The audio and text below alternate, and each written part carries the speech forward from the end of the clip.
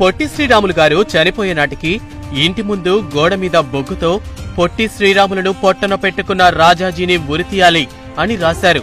ఆంధ్ర రాష్ట్రం వచ్చే వరకు అది ఎవ్వరూ చెరపలేదు. అప్పట్లో మనం మద్రాసు ఉమ్మడి రాష్ట్రంలోనే ఉంటున్నాం. ప్రకాశం పంతులు గారు ముఖ్యమంత్రిగా పనిచేసి రాజాజీ రాజకీయానికి, తన అహంకారానికి పదవీచ్యుతుడయ్యాడు. తెలుగు వారంటే ఆరంభ సూరులు మాత్రమేనని పుకారు పుట్టించారు. తమిళుల హేళనలు, దౌర్జన్యాలు మితిమీరిన మనల్ని తెలుగువారని కాకుండా మద్రాసీలు అనే పిలిచేవారు. స్వాతంత్ర్యం వచ్చాక కూడా మనకు గుర్తింపు లేదు. మద్రాసు మొదలు తంజావూరు వరకు తెలుగువారితో నిండిపోయింది. కానీ తెలుగుకు ప్రాధాన్యత లేదు. 1952 వచ్చినా ఆంధ్ర వాళ్ళంటే తెలియదు. మద్రాసు వాళ్ళమే మొత్తం ప్రపంచానికి. ఈ బాధ భరించలేక స్వామి సీతారాం అనే ఆయన గుంటూరులో ఆమరణ నిరాహార దీక్ష చేపట్టారు. రాజాజీ ప్రభుత్వం శిబిరాన్ని అణచివేసి సీతారాం దీక్షను భగ్నం చేసింది. పైగా తెలుగువారు ఆరంభ సూరులని మళ్లీ హేళన చేసింది. దిగమింగుకోలేని ఈ అవమానానికి పొట్టి శ్రీరాములు గారు స్పందించారు. సర్కారు ఎక్స్ప్రెస్ లో గుడివాడలో ఎక్కి మద్రాసులో దిగి బులుసు సాంబమూర్తి గారి ఇంట దీక్ష ప్రారంభించారు. రాజాజీ కోపంతో ఊగిపోయాడు. రాష్ట్రాన్ని ముక్కలు కానివ్వరు అని సవాల్ చేశారు. ఎవరైనా కాంగ్రెస్ వారు ఆ వైపుకు వెళ్లారా, వారి అంతు చూస్తానన్నారు. దీనితో కాంగ్రెస్ వాడైన పొట్టి శ్రీరాములు ఒంటరివాడైపోయాడు. ఏర్నేని సాధు సుబ్రహ్మణ్యం తప్ప ఆయన వెంట ఎవ్వరూ లేరు. అయినా తన దీక్షను పొట్టి శ్రీరాములు వదల్లేదు. 9వ రోజు నెహ్రూకి తెలిసి రాజాజీకి ఫోన్ చేశారు. అవన్నీ బుడత ఊపులేనని, తాను అణిచివేస్తానని రాజాజీ నెహ్రూకు నమ్మబలికారు. తెలుగువారు లక్షల మంది ఉన్న మద్రాసు నగరంలో ఆదరణ లభిస్తుందని అనుకుంటే ఒక్కరూ అటువైపు రాలేదు.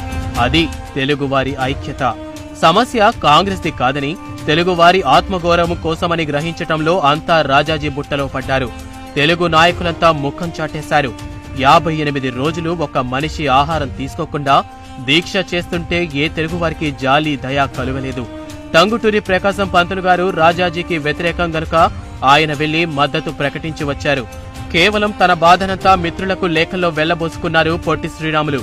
వారిలో ముఖ్యులు సాధు సుబ్రహ్మణ్యం గారి అల్లుడు ముసునూరి భాస్కర్రావు, కూరాళ్ల భుజంగం తదితరులు.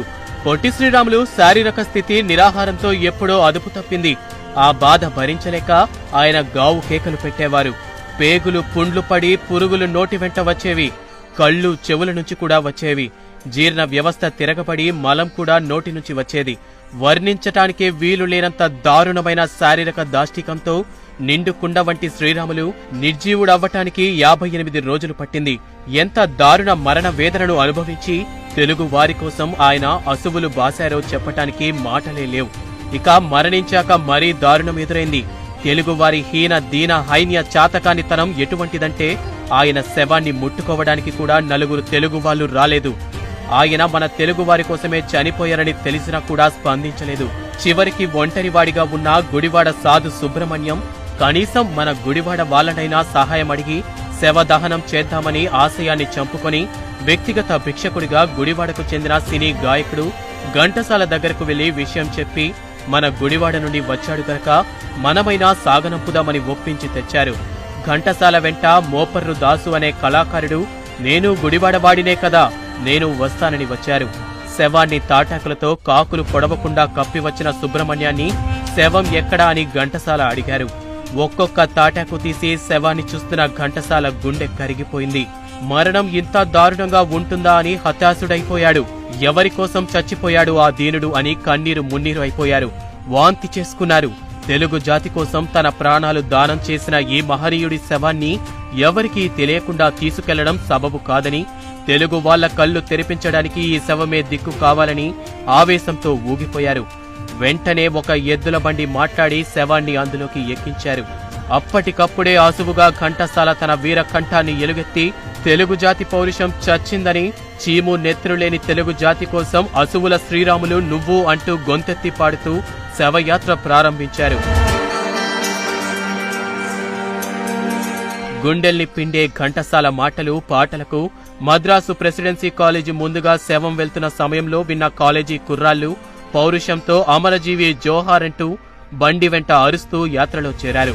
అమరజీవి మరణ వార్త టెలిగ్రామ్ ద్వారా ఆంధ్ర కేసరికి తెలపటంతో ఆయన మెయిల్ కు మద్రాసు వచ్చారు.